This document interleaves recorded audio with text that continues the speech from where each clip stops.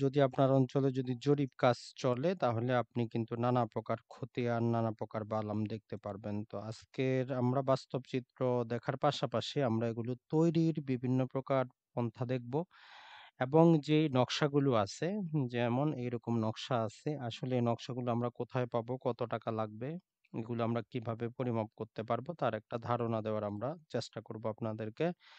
আর already আমরা গ্রুপে কয়েকটা এই যে নকশা সংক্রান্ত ফ্রি কয়েকটা কপি দিয়ে দিয়েছি। আপনি সেগুলো ইউজ করলে করতে পারেন। তো আমাদের আলোচনার যে বিষয় সেটা হচ্ছে আমাদের প্রজাস্বত্ব বিধিমালা। এই বিধিমালা মোতাবেক আমরা বুঝতে পারবো যে একটা জরিপ কিভাবে পরিচালিত হচ্ছে। তো জরিপ করার মেইন উদ্দেশ্য কি? মেইন উদ্দেশ্য হচ্ছে আমাদের এই নকশাটা প্রস্তুত করা, যেমন আপনারা চিত্রের মধ্যে দেখতে পাচ্তেছেন। তো আমরা একটা নকশা সম্পর্কেও ধারণা নিয়ে নেই যে আসলে নকশার মধ্যে কি কি জিনিসটা থাকে। তো মনে রাখবেন এই নকশাগুলো আমাদের জেলা ভিত্তিক প্রস্তুত হচ্ছে, তাই এগুলো আর প্রাপ্তি স্থান হচ্ছে আপনার জেলা। নকশাগুলো আপনি আপনার জেলায় পাবেন। আর যদি একান্তই আপনার জেলায় যদি ডিসি অফিসে যদি না থাকে, তখন আপনি ভূমি রেকর্ড এবং জরিপ অধিদপ্তর ঢাকা থেকে আপনার অঞ্চলের যে মৌজা ম্যাপ সেটা সংগ্রহ করতে পারেন। এখন পর্যন্ত সরকারি খরচ ৫০০ টাকা প্লাস ২০ টাকার কোর্ট ফি, অর্থাৎ ৫২০ টাকা হচ্ছে এখন পর্যন্ত খরচ। তো দেখেন এখানে উপজেলা, মৌজা, জেল নাম্বার, শীট নাম্বার এগুলো দেওয়া আছে, এগুলো অলরেডি আমরা বুঝতে পারছি। আর এইখানে একটা চিত্র দেওয়া আছে, এইটা দ্বারা যে জিনিসটা বোঝায় সেটা হচ্ছে যে উত্তর দিকটা এটা দ্বারা বোঝায়, অর্থাৎ আপনার নকশাটা আপনি নতুন কোনো জায়গায় নিয়ে গেলেন তো কিভাবে বসাবেন। তো এই জন্য তারা এখানে একটা আইডেন্টিফিকেশন দিয়ে দিচ্ছে যে এই দিকটা উত্তর দিকে বসবে। নকশার মধ্যে বিভিন্ন স্কেল থাকে। এটা ছাড়া এখানে কিছু আনুষঙ্গিক বিষয় দেওয়া আছে। এটা হচ্ছে আমাদের নকশা পরিমাপ যদি আমরা করতে চাই, অর্থাৎ এই নকশার উপর যদি স্কেল রেখে আমরা জানতে চাই কতটুকু সম্পত্তি আছে, তাহলে এই জিনিসটা আমাদের কাজে আসবে। পাশাপাশি নকশার নিচের দিকে যখন যাবেন এখানে কিছু আমাদের সাংকেতিক চিহ্ন লেখা থাকে। এর মধ্যে গুরুত্বপূর্ণ যেটা হয় সেটা হচ্ছে যে বাটা দাগ। এটা ছাড়া অত্র খতিয়ানভুক্ত, অর্থাৎ কত দাগ থেকে কত নাম্বার দাগটা আছে। আর এই বিশেষ কিছু চিহ্নের মাধ্যমে, যেমন দালান, ত্রিসীমানা পিলার, লোহার পিলার, এগুলোর চিহ্ন দেওয়া থাকে। অর্থাৎ এগুলোর মাধ্যমে আপনি নকশাটাকে আরো ভালো করে বুঝতে পারবেন যে কোথায় কোন জিনিসটা আছে। পাশাপাশি নকশার মধ্যে আপনি একটা সিল দেখতে পারবেন, সেখানে কি থাকে, সালটা দেওয়া থাকে যে কত সালের মধ্যে এটা প্রস্তুত করা হয়েছে। তো এটা যতটুকু আমরা দেখতে পাচ্ছি ১৯৯৩ থেকে ২০০৮। তার মানে এটা আমরা বলতে পারি আরএস, বা আপনার অঞ্চল মতে আপনি এটাকে বিএস বলতে পারেন।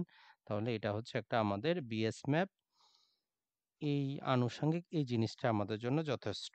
তো এই নকশাগুলো থেকে মাপ উঠানোর বিভিন্ন রকম স্কেল আছে, যেমন গুনিয়া স্কেল, ফিট স্কেল, একর কম্ব, গ্রাফ স্কেল, ডায়াগোনাল স্কেল, যেগুলো আমাদের এই কোর্সে নাই। যদি যারা কেউ আমিনশিপ শিখতে চান বা ইউটিউবে অসংখ্য ভিডিও দেওয়া আছে সেখান থেকে শিখে নিতে পারবেন। তো একই রকম যদি আপনি অন্য একটা নকশাও দেখেন, এক্ষেত্রে আপনি একই রকম দেখতে পারবেন। জাস্ট আমি যদি একটু জুম আউট করে দেই, যে দেখেন এটা জেলা ঢাকা দেখাচ্ছে, এখানে তীর চিহ্নটা আছে, তার মানে এটা উত্তর দিক। থানা সাভার, মৌজা দেওয়া আছে, স্কেল দেওয়া আছে। তো এটার মধ্যেও একই রকম ভাবে এই সাইটে সাংকেতিক চিহ্নগুলো দেওয়া আছে কি বুঝাবে। আর এখানে ১৯৬৬ থেকে ১৯৭৫, তার মানে এটা হচ্ছে আমাদের আরএস, ঢাকার জন্য এটা হচ্ছে আরএস। তো এইরকম আপনি নকশাগুলার বেসিক জিনিসটা জানতে পারলেন। এগুলো আপনারা আপনার ডিসি অফিসে পাবেন অথবা ঢাকা থেকে সংগ্রহ করতে হবে। এখন আসি এগুলা তৈরি করার যে প্রসেস। তো নরমালি যখন আমরা আইনটা পড়ছি, রাষ্ট্রীয় অধিগ্রহণ এবং প্রজাস্বত্ব আইন, ওই আইনটাই হচ্ছে মেইন নকশা প্রস্তুত কাজে। এই আইনের অধীনে একটা নীতিমালা বা বিধিমালা জারি করে, প্রজাস্বত্ব বিধিমালা। এটা ছাড়া সার্ভে আইন বলে একটা আইন আছে ওই আইনের অধীনে, এবং একটা ম্যানুয়াল দেওয়া আছে ১৯৩৫ সালের, আর ১৯৫৭ সালের টেকনিক্যাল রুলস দেওয়া আছে। আর যখনই কোনো নতুন জরিপ হয় তারা নতুন করে একটা জরিপ ম্যানুয়াল দেয়। এই আইনের অধীনে একজন যখন কাজগুলো করা হয় জেলা ভিত্তিক, তখন তারা এগুলো অনুসরণ করেন। তো আমরা আমাদের কাজে জিনিসটা দেখি, যখনই আপনার অঞ্চলে যদি নতুন করে জরিপ কাজ হয় আপনি দেখবেন সেখানে মাইকিং করা হচ্ছে, প্রচারণা চলতেছে, বিভিন্ন জায়গায় পোস্টার দেখতে পারবেন, অর্থাৎ ইশতেহার পাবেন যে এই মৌজাটা বা এই উপজেলায় জরিপ কাজ শুরু হবে, এরকম আপনি দেখতে পারবেন।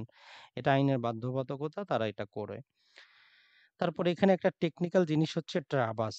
ট্রাভার্স আপনি এতটুকু বলতে পারেন, আপনি যদি নতুন করে ঘরবাড়ি তৈরি করতে চান, তো ঘরবাড়ির আপনি সীমানা কিন্তু নির্ধারণ করেন যে আপনার যদি বাসাটা কতটুকু হবে, বারান্দা কতটুকু হবে, বাইরে কতটুকু হবে, সেম এই জিনিসটাই। যখন যারা জরিপ করে তারা চিন্তা করে যে তারা কোন শীটে জরিপটা করবে। সেটা কি তারা P70 শীটে করবে? এখন এই P70 শীট জিনিসটা কি? তো P70 শীট যদি আপনি বুঝতে চান, আমরা আপনাদেরকে জাস্ট গ্রুপে একটা কিন্তু নকশা দিয়েছি। তারপরে এই নকশাটার মধ্যে কিছুটা আভাস পেতে পারেন। যদিও এখানে ক্রিস্টাল ক্লিয়ার। এই নকশাগুলা প্রকৃতপক্ষে এইরকম বড় একটা, যদি আমরা চিন্তা করি, এইরকম ছোট ছোট দাগ কাটা থাকে। এই কাগজের উপরে কিন্তু নকশাগুলা আসে। এখন এই যে প্রতিটা ঘর কিন্তু ১ স্কয়ার ফিট এইরকম। তো এইরকম শীটগুলাকে বলা হচ্ছে P70 শীট। এই শীটে করা হবে নাকি পূর্ববর্তী যে জরিপ হয়েছে তার মধ্যে করা হবে, তার উপর নির্ভর করে।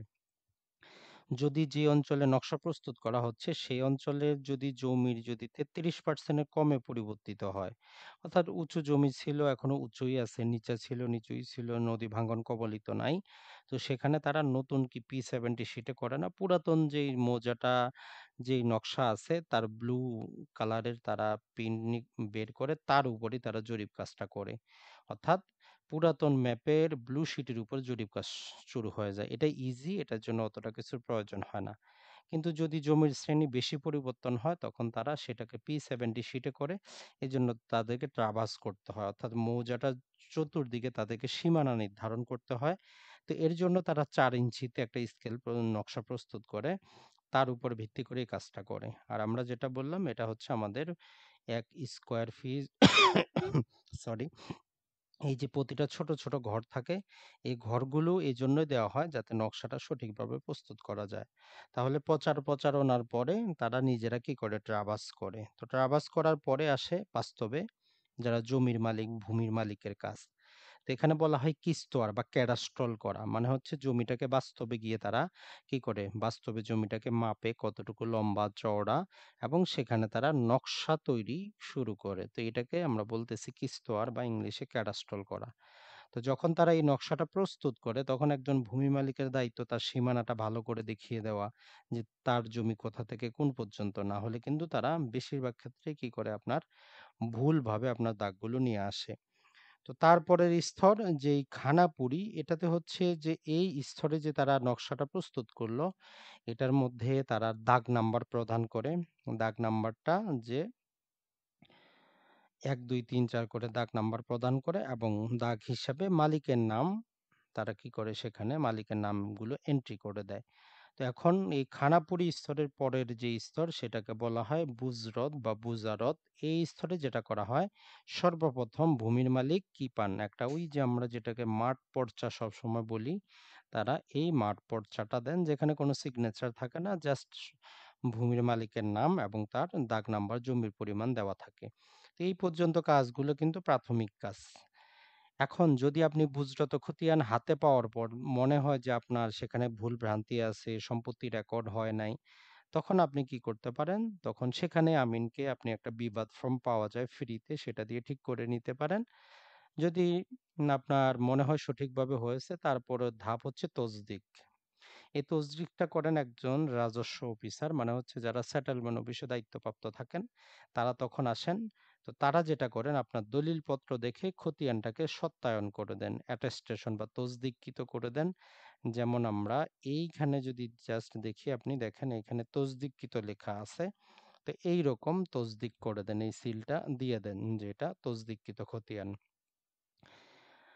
তো তারপরে যেটা হচ্ছে, যদি তসদিক পর্যায়েও যদি আপনার ধরা পড়ে যে আপনার সম্পত্তিটা কম রেকর্ড হইছে অথবা সম্পূর্ণরূপে রেকর্ড হয় নাই, তখন আপনি সেখানেও ফ্রিতে বিবাদ ফর্ম দিয়ে ঠিক করে নিতে পারেন। তো যখন এটা হয়ে যাওয়ার পর তারপরে কাজ হচ্ছে ডিপি বা ড্রাফট পাবলিকেশন, যেটাকে সহজ বাংলা আমরা বলতেছি খসড়া প্রকাশনা। মানে হচ্ছে তারা ভলিউম আকারে, এই যে চিত্রে যদি আমরা দেখাই আপনাদেরকে, জাস্ট আমাদের এই যে যেটা আপনারা দেখতেছেন এটা কিন্তু তাদের ভলিউমের পাতা। এইরকম তারা কি করে ভলিউম আকারে আপনার এগুলো প্রকাশ করে। তো সর্বপ্রথম তারা এই যে সবুজ কালি দেখতেছেন, সবুজ কালিতে তারা এই কাজগুলো করে থাকে। সবুজ কালিতে তারা ড্রাফট পাবলিকেশন করে থাকে। তো তারপরে যদি আমরা দেখি তারপরে ধাপ হচ্ছে যদি আপনি তখনও যদি জানতে পারেন আপনার নামে আপনার সম্পত্তিটা ভালো করে রেকর্ড হয় নাই, অন্যজনের নামে রেকর্ড হইছে, তখন আপনি ৩০ ধারায় আপত্তি করতে পারেন। এই ৩০ ধারা কিসের? প্রজাস্বত্ব বিধিমালা, যেটা আমরা এখানে আপনাদের জন্য নিয়ে এসেছি। এই প্রজাস্বত্ব বিধিমালা ৩০ ধারায় আপনি আপত্তি দাখিল করতে পারেন ২০ টাকার কোর্ট ফি দিয়ে। তো যখন আপনি আপত্তি দাখিল করলেন তখন শুনানি হবে। আপনি যদি জিতেন ভালো, আর যদি হেরে যান আপনি তখন আপিল করতে পারবেন ৩১ ধারায়। তো মোটামুটি এই পর্যন্তই জরিপকালীন আপনার প্রসেসটা, আপনি খতিয়ানটা সংশোধন করতে পারবেন। তাহলে আপনার ৪ টা অপশন আমরা পাচ্ছি। একটা হচ্ছে আমাদের যখন বুঝরত খতিয়ানটা হাতে পাইলাম তখন ঠিক করে নিতে পারি, অথবা তসদিক পর্যায়ে ঠিক করে নিতে পারি, অথবা খসড়া প্রকাশনার পরে যদি হয় তাহলে ৩০ ধারা আপত্তি করব, ৩১ ধারা আমরা আপিল করতে পারি। তো ৩১ ধারা হয়ে যাওয়ার পরে সাধারণত ভূমি মালিকের আর কোনো কাজ নাই। তো তখন তারা ইন্টারনালি যেটা করে চূড়ান্ত প্রকাশনার প্রস্তুতি নেয়। অর্থাৎ যেই তারা ড্রাফট পাবলিকেশন প্রকাশ করলো এটার মধ্যে যদি করণিক ভুল, গাণিতিক ভুল যদি কোনো ভুল থাকে, এবং এই যে আপিল এবং আপত্তিতে যেই সমস্ত হেরফের হইল এই অনুযায়ী নকশাটাও তারা সংশোধন করে। তো সেটা করার পরে তারা যেটা করে চূড়ান্ত প্রকাশনা করে। এই প্রকাশনা করে ৩০ দিন কি করবে তারা এই খতিয়ানগুলো ওপেন রাখে যাতে আপনি আপনার খতিয়ানটা সেখান থেকে সংগ্রহ করতে পারেন, আপনি নকশাটা সংগ্রহ করতে পারেন। আর এইরকম পরবর্তী ৬০ দিন পরে কি করবে, নরমালি ৬০ দিন রাখা হয়। যদি আপনি এই চূড়ান্ত প্রকাশনায় ভুল-ভ্রান্তি দেখেন তাহলে আপনি কি করতে পারেন, আপিল করতে পারেন। তো এইজন্য তারা ৬০ দিন অপেক্ষা করার পরে কি করে, এই যে চূড়ান্ত প্রকাশিত হয়েছে বলে একটা সার্টিফিকেট প্রদান করে এবং এগুলো ডিসি সাহেবের কাছে তারা হস্তান্তর করে দেয়। তো মোটামুটি এই এতগুলো ধাপ অতিক্রম হওয়ার পর একটা জরিপ কাজ কি সম্পন্ন হয়। কিন্তু যেটা সমস্যা, এতগুলো ধাপের পরেও কিন্তু ভুলভ্রান্তি থেকে যায়। এই ভুলভ্রান্তি পরবর্তীতে আমরা দেখেছি যে বিভিন্ন আপনাকে মামলা করে ঠিক করতে হয়, অথবা ল্যান্ড সার্ভে ট্রাইব্যুনালে মামলা করে ঠিক করতে হয়। তো আপনি যদি তাহলে মনে রাখেন তাহলে জরিপকালীন বুঝরত পর্যায়ে যদি ভুল হয় সেখানে ফ্রিতে আপনি একটা বিবাদ ফর্ম দিয়েই সেটা ঠিক করে নিতে পারেন। যদি তসদিক পর্যায়ে যদি আপনার ভুল ধরা পড়ে তাহলে সেখানে আপনি দলিল পত্র সহ আবেদন করে ঠিক করতে পারবেন। আর খসড়া প্রকাশনার পরে হইলে আপনাকে কোর্ট ফি লাগাতে হবে, ২০ টাকার কোর্ট ফি সহ আপত্তি দাখিল করে ঠিক করতে পারবেন। আর যদি আপনি আপত্তি দাখিল করে যদি সংক্ষুব্ধ হন, হেরে যান, তাহলে ৩১ ধারায় আপনি আপিল করে সেটা ঠিক করতে পারবেন। এই জরিপ চলাকালীন অবস্থায় আপনি কোনো দেওয়ানি মামলা করতে পারবেন না। যা কিছু করার এখানেই করতে হবে। আর এটা গেজেট হইলে তারপরে আমরা জানি আমাদেরকে ল্যান্ড সার্ভে ট্রাইব্যুনালে গিয়ে আপনার খতিয়ানটা আপনাকে কি করতে হবে, ঠিক করতে হবে। তবে যেটা হয় সেটা হচ্ছে এই যে আমরা বিধিমালা যেটা, এটাতে কিছু স্পেশাল ক্ষমতা দেওয়া আছে কাকে? এই সেটেলমেন্ট অফিসারকে। যদি সেখানে প্রতারণা ঘটে, প্রতারণা বলতে কেমন, যে ৩১ ধারা পর্যন্ত আপনার সম্পত্তি আপনার নামেই ছিল।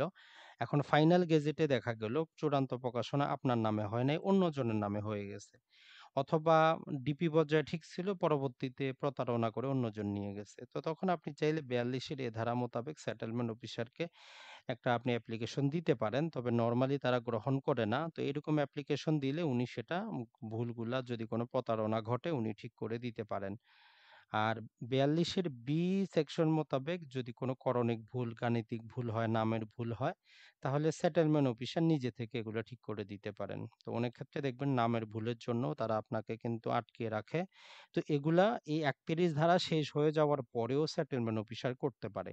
যদি প্রতারণা ঘটে অথবা করণিক ভুল বা গাণিতিক ভুল যদি আপনার খতিয়ানে দেখা দেয়। তো এখন আমরা যে কয়েকটা নকশা আপনাদেরকে দেখাইলাম এগুলো বিভিন্ন স্কেলে কিন্তু প্রস্তুত। যেমন এটা ১৬ ইঞ্চি সমান ১ মাইল স্কেলে প্রস্তুত। সম্ভবত এটাও ১৬ ইঞ্চি সমান ১ মাইল স্কেলে প্রস্তুত। তো বাংলাদেশে আসলে মোটামুটি আমরা ৪ প্রকারের স্কেল দেখতে পারবো। এটাও ১৬ ইঞ্চি সমান ১ মাইলে প্রস্তুত। তো বাংলাদেশে আমরা ১৬, ৩২, ৬৪ এবং ৮০ ইঞ্চির নকশা পাবো। তো অনেকেই বলেন যে ভাই এটার মধ্যে পার্থক্যটা কি? পার্থক্য কিছুই না। যদি ধরেন যে আপনার সেটা ঘনবসতি যদি হয়, তাহলে আপনার দাগগুলা ছোট, ছোট হবে। কিন্তু সেখানে যদি ১৬ ইঞ্চিতে করা হয় আপনার আপনি নকশার মধ্যে দাগটাই দেখতে পারবেন না, বিলুপ্ত হয়ে যাবে।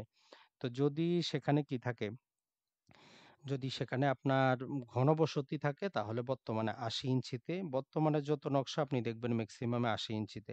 কারণ এখন ঘনবসতি বৃদ্ধি পেয়েছে, মানুষের জমির ভাগ বাটোয়ারা বেশি হচ্ছে, ছোট, ছোট প্লট হয়ে যাচ্ছে। এর বাস্তব কথা হচ্ছে যেই জায়গাটা ১ মাইল বাস্তবে লম্বা, এটাকে আমরা ছোট করে ৮০ ইঞ্চিতে নিয়ে আসি। তো ১ মাইলকে আমরা ৮০ ইঞ্চিতে আনলে ৮০ ইঞ্চি হচ্ছে, ১৬ ইঞ্চিতে আনলে ১৬ ইঞ্চিতে হচ্ছে। আর যেখানে আবাদি কম বিস্তৃত এলাকা সেখানে ১৬ ইঞ্চিতে কি করা হয়? নকশাটা প্রস্তুত করা হয়। এতটুকু মনে রাখলে আমাদের চলবে। এখন এই জরিপকালীন যে ভুলগুলা আপনি নিজে ঠিক করতে পারবেন। আপনার অঞ্চলে যদি জরিপ চলে আপনার ২ টা দায়িত্ব। একটা হচ্ছে আপনার কাছে যেই কাগজটা আসছে সেই কাগজ মোতাবেক আপনার সম্পত্তিটা সম্পূর্ণরূপে রেকর্ড হইছে কিনা চেক করা।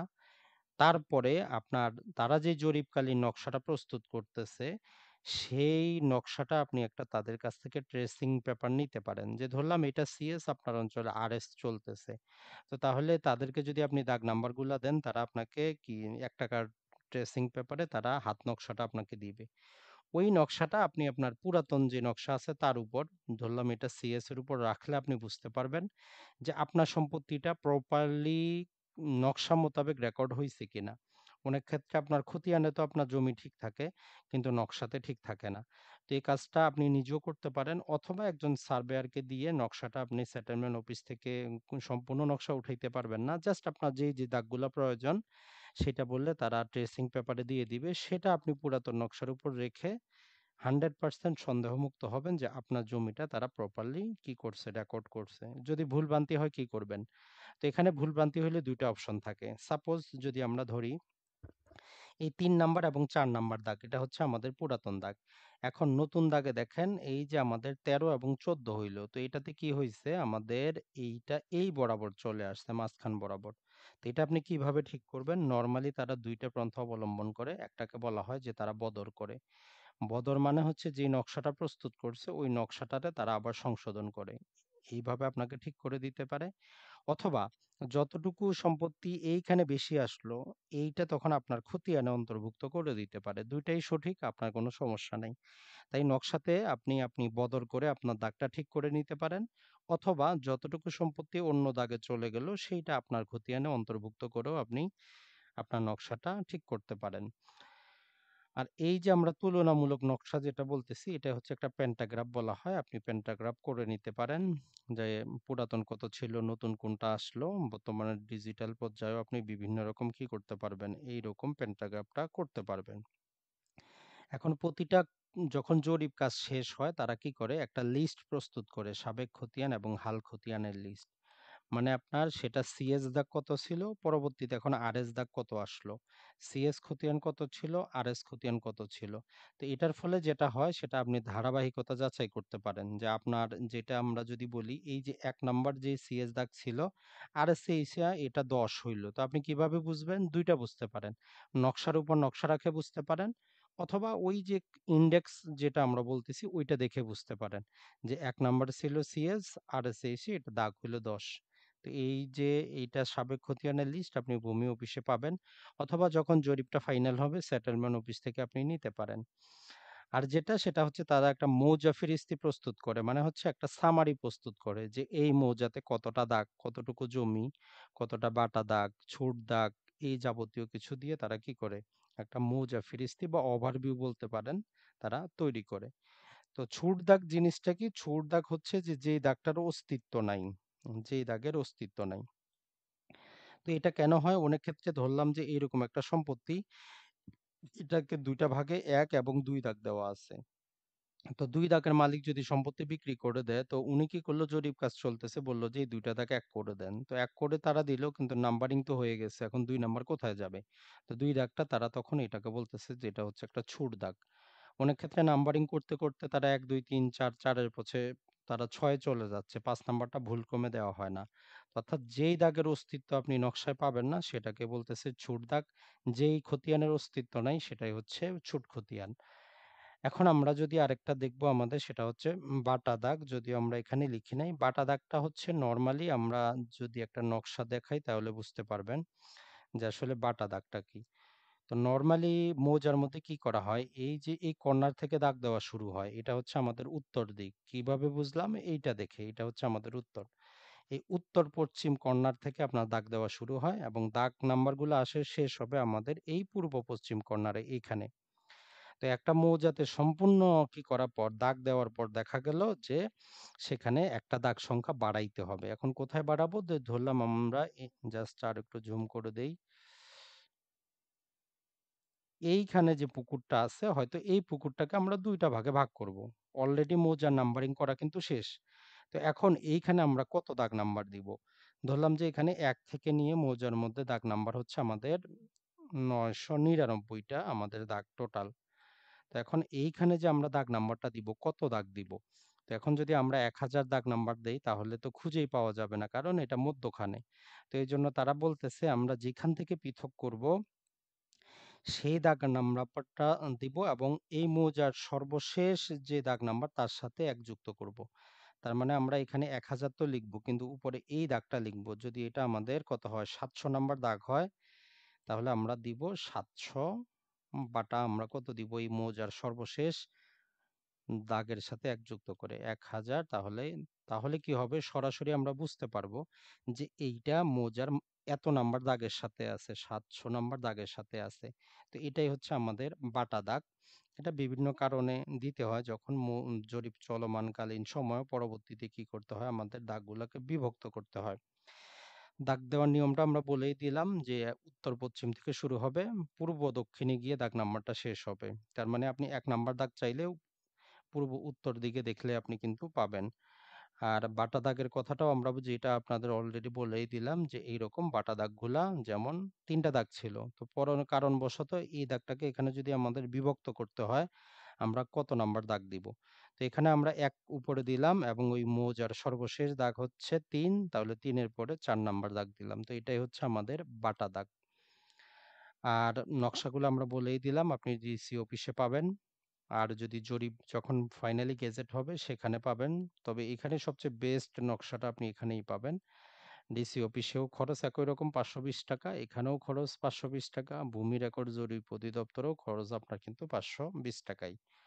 আর আমরা এতক্ষণ পর্যন্ত আপনাদেরকে যে প্রসেসটার কথা বললাম, এই যে আমাদের প্রজাস্বত্ব বিধিমালা, এটা এই কথাটাই বলে, যেহেতু এটা অনেক পুরাতন, ইংলিশে প্রস্তুত, যে কিভাবে কি কাজগুলা করতে হবে এই জিনিসটাই কিন্তু আমাদের বলে দেয়। এর চাইতে বেশি কিন্তু কিছু না। আর নকশা যেগুলো আছে আমরা ২-৩ টা নকশা আপনাদের দিয়ে দেওয়ার চেষ্টা করেছি। এখান থেকে আপনারা বুঝে নিতে পারবেন। আর যদি আপনার অঞ্চলে জরিপ চলে, আপনি এর জরিপকালীন যে খতিয়ান এরও সার্টিফাইড কপি আপনি উঠাইতে পারবেন। ৳২০ আর আপনার কোর্ট ফির প্রয়োজন হয়, আর আনুষঙ্গিক সামান্য খরচ আছে। এখন আসি আমরা, যদি আপনি ডিপি খতিয়ান চেক করতে যান, বিভিন্ন কালারের আপনি লেখা দেখতে পারবেন। তো আমরা ১ম এই বললাম এই সবুজ কালিটা হচ্ছে যেটা আপনার কি তসদিক পর্যায়ে আপনার কাছে যে খতিয়ানটা ছিল হুবহু সেটা সেখানে কি করা হয়? খসড়া প্রকাশনা করা হয়। এখন এরপরে হইতে পারে কি করছেন আপনি, সেখানে দলিলের মাধ্যমে সম্পত্তি এড করছেন তসদিক পর্যায়ে। এটা হইতে পারে আপত্তি পর্যায়ে আপনার খতিয়ানের সম্পত্তি অন্তর্ভুক্ত হইছে, হইতে পারে আপিল পর্যায়ে খতিয়ান সংশোধন হইছে। তো এরকম যখন সেটেলমেন্ট অফিসের বিভিন্ন অফিসার তারা যখন এটা পরিদর্শন করেন, তারা কালারগুলা দেখেই বুঝতে পারেন যে কোন পর্যায়ে কোনটা করা হইছে। তাহলে ১ম পর্যায়ে আমাদের সবুজ কালির কাজ। তো সবুজ কালিতে হচ্ছে অ্যাজ ইট ইজ মাঠ পর্চা, অর্থাৎ মাঠ পর্যায়ে এই খতিয়ানে জমি এভাবে রেকর্ড হইছে। পরবর্তীতে তসদিক পর্যায়ে এখানে দেখেন আমরা ৬ শতক সম্পত্তি ইনক্লুড করা হয়েছে এই খতিয়ানে, এবং পরবর্তীতে আরো ৬৭ শতক খতিয়ানে অন্তর্ভুক্ত করা হয়েছে লাল কালিতে, মানে তসদিক পর্যায়ে। তো ৩০ ধারায় আপত্তি করে কি করা হয়েছে? এখানে দেখেন ব্লু নেভেল কালিতে লেখা আছে, এখানে আমরা প্রায় ১৯ শতক, এখানে প্রায় ৭ শতক, এখানে ৮৫ শতক। অর্থাৎ এই খতিয়ানে আমরা ৩ পর্যায়ে কিন্তু সম্পত্তি দেখতে পারতেছি। যখন মাঠ পর্চা ছিল তখন একবার অন্তর্ভুক্ত করা হইছে। তসদিক পর্যায়ে দলিলের মাধ্যমে সম্পত্তি অন্তর্ভুক্ত করা হইছে। ৩০ ধারা আপত্তি করা হইছে। আপত্তি পর্যায়েও সম্পত্তি কি হইছে? ইনক্লুড হইছে। তো এখানে যে জিনিসগুলো দেওয়া আছে ০, ১৫২ এগুলো হচ্ছে কেস নাম্বার। আপনি যখন ৩০ ধারা করেন ওই কেস নাম্বারটা এখানে আপনার খতিয়ানে দিয়ে দেওয়া হয়। যদিও এই খতিয়ানে ফাইনাল যে ৩১ ধারার কোনো অস্তিত্ব এখানে নাই। কারণ এটা নেওয়া হইছে ৩১ ধারা করার আগেই। তো ৩১ ধারা যদি অন্তর্ভুক্ত হইতো তাহলে কালো কালিতে এখানে লিখা থাকতো দাগ নাম্বারটা। তো এইজন্য আপনার অঞ্চলে যদি জরিপ চলে, আপনি ডিপি খতিয়ানটা এভাবে দেখেই বুঝতে পারবেন যে আপনার এখান থেকে যদি সম্পত্তি কেউ কেটেও নেয়, কোন পর্যায়ে নিল, কোন কেস নাম্বারে নিল। এখানে দেখেন কেস নাম্বার দেওয়া আছে। এই কেস নাম্বারের সুবিধা হচ্ছে আপনি এই কেসের নথি উঠায় বুঝতে পারবেন যে কবে উনি আবেদন করছে, কি শুনানি হইছে, কি দলিল পেশ করে আপনার এখান থেকে উনি সম্পত্তিটা নিয়ে গেছেন। তো আশা করি আপনাদের এই জিনিসগুলো কাজে আসবে। পাশাপাশি আরেকটা জিনিস, যিনি সম্পত্তিটা কি করলেন, রেকর্ড করাইলেন, উনি কি মূলে করাইলেন আপনি দলিল নাম্বারগুলাও কিন্তু দেখতে পারবেন। যেমন এখানে দেখেন মন্তব্য কলামে পেন্সিলে কিন্তু দলিল নাম্বারগুলা লিখা আছে প্রতিটা পেন্সিলে। তো এইজন্য আপনি তার দলিল নাম্বারগুলাও এখান থেকে পাইতে পারেন। তো আশা করি আপনারা মোটামুটি হলেও কিছুটা বুঝতে পারছেন যে আসলে একটা জরিপকালীন কি, কি জিনিসগুলা হয়। আর আপনার এখানে আরেকটা কথা যে ২ টা খতিয়ান নাম্বার থাকে দেখবেন এই ১৩ তে দেওয়া আছে যেটা সবুজ কালারের। এইটা খতিয়ান নাম্বার গেজেট হয় না। গেজেট হয় আপনার ডিপি নাম্বারটা যেটা ২১৪ এটাই আপনার পরবর্তীতে খতিয়ান নাম্বার হয়। তো আশা করি আপনারা কিছুটা হলেও বুঝতে পারছেন। যদি আপনাদের কোনো প্রশ্ন থাকে, কোয়েশ্চেন থাকে বলতে